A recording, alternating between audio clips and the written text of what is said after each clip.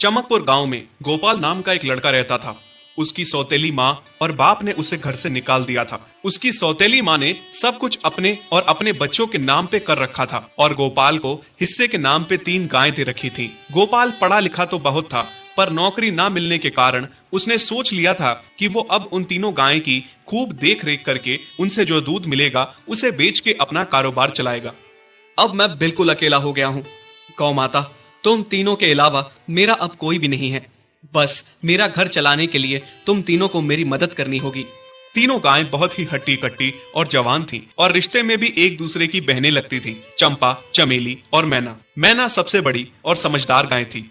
चंपा गर्भवती थी और चमेली को अभी अभी बच्चा हुआ था। वो दूध दे रही थी, जिसके दूध को बेच के गोपाल का थोड़ा बहुत घर चल रहा था। पर गोपाल को अब चंपा और मैना पे पूरा भरोसा था कि जब उनका बच्चा हो जाएगा तो वो खूब दूध देने लगेंगी और जिससे उसका कारोबार अच्छे से सेट हो जाएगा। देखा चमेली बहन, हमारे मालिक को कितनी उम्मीदें हैं हम तीनों से। हाँ चंपा, सुना मैंने, मालिक ने हमसे कितनी सारी उम्मीदें लगा रखी हैं। और उम्मीद रखे भी क्यों ना, कितना समय खर्च करते हैं मालिक हम पे और कितनी सेवा करते हैं हमारी, कितना खिलाते पिलाते हैं हमें। और फिर हम मालिक की उम्मीदों पे खरा ना उतरेंगी तो धिक्कार है हमारी जिंदगी पर। सही कह रही हो बहन तुम। चलो हम तो मालिक के लिए कुछ ना कुछ कर ही लेंगे। तुमने बच्चा दे दिया है, दूध भी दे रही हो, मैं भी गर्भवती हूँ। थोड़े दिनों में मैं भी बच्चे को जन्म दे दूंगी, फिर दूध भी देने लगूंगी। लेकिन इस मैना दीदी को देखो, हम दोनों से बड़ी हैं, एक बार भी बच्चा न दे पाई आज तक। क्या इसका फर्ज नहीं बनता मालिक के लिए कुछ? ये तो बड़ी हैं, हमसे ज्यादा इसको मालिक के लिए करना चाहिए था। लेकिन हम छोटी होकर इतना सोच रहे हैं। तुम दोनों ऐसा क्यों कह रही हो? क्या गलत कह रहे हैं हम? सही तो कह रहे हैं। कितने सालों से बांझ पड़ी हो तुम। ऐसा कैसे कह सकती हो तुम? बच्चा देना ना देना मेरे हाथ में थोड़े ना है। मैं भी तो माँ बनना चाहती हूँ ना। मैं भी चाहती हूँ कि दूध दूं और मालिक को मेरे दूध से कुछ फायदा हो। अरे तुम क्या बच्चा दोगी जो इतने सालों से नहीं दे पाई? तुम ये ख्वाब लेना बंद करो कि तुम बच्चा दोगी और तुम्हारे दूध से मालिक को कोई फायदा होगा।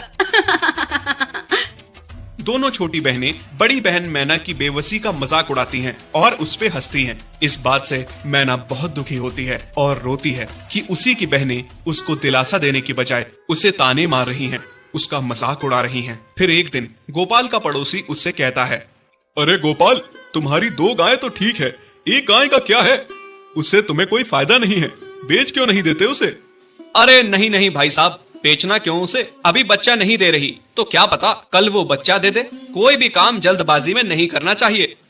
अरे नहीं गोपाल, मेरे कहने का ये मतलब था कि तुम्हें अपना कारोबार जल्द खड़ा करने की जरूरत है, क्योंकि तुम्हारे घर वालों ने तुम्हारे साथ जो कुछ भी किया वो बहुत गलत था। अब तुम्हें जो भी करना है अकेले ही करना है। आगे शादी भी तो करनी है तुम्हें, उसके लिए भी खूब पैसा कमाना पड़ेगा। जब तुम्हारी सारी गायें दूध देंगी तभी तो कारोबार अच्छा चलेगा ना। हाँ, बात तो तुम सही कह रहे हो भाई। मेरी मानो तो तुम अपनी गायों को क्रॉस करवा के देख लो, शायद उससे बच्चा हो जाए। हाँ, ये सुझाव तुमने सही दिया, मैं कल ही ऐसा कर लेता हूँ। सुना तुमने मैना बहन मालिक की बातों को?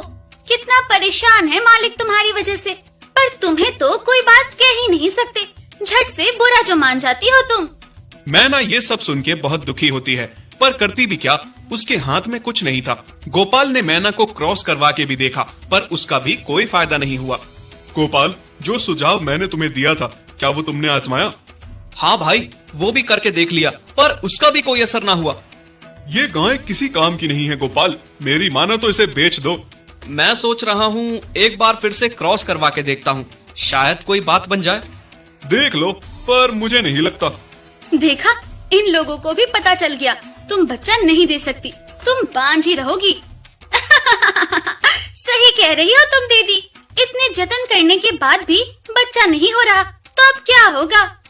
गोपाल मैना को एक बार फिर से क्रॉस करवा लेता है। दोनों बहनें चंपा और चमेली मैना के बांझपन का मजाक उड़ाती हैं और उस पे खूब हंसती हैं। फिर एक दिन मैना चमेली के बच्चे के साथ खेल रही थी कि तभी चंपा देख लेती है। हाँ देख तो चमेली दीदी, ये मैना दीदी तेरे बच्चे के साथ क्या कर रही है? मुझे समझ में नहीं आ रहा, तू इस बांझ के साथ अपने बच्चे को कैसे छोड़ सकती है? जब मेरा बच्चा आ जाएगा मैं